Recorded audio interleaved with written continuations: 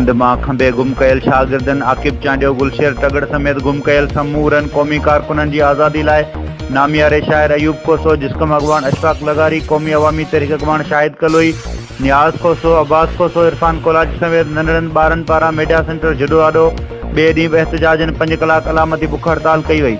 बुख हड़ताल ते वेठल माण्हुनि खंबियल माण्हुनि जी आज़ादी लाइ नारेबाज़ी कई। इन मौक़े ते अॻवाननि चयो त खंबियल माण्हुनि वारे मामले जो पाकिस्तान जी बा इख़्तियार ऐं सगारे इदारे सुप्रीम कोर्ट पारां नोटिस वठण बावजूदि गुमशुदा माण्हू ज़ाहिर न पिया कया वञनि, जंहिंसां साफ़ ज़ाहिर थिए थो त मुल्क में लाक़ानूनियत जो राज आहे। इन्हनि हुकूमत ऐं रियासती इदारनि खां घुर कई आकिब चांडियो ऐं गुलशेर तगड़ समेत समूरा खंबे गुम कयल माण्हू ज़ाहिर कया वञनि।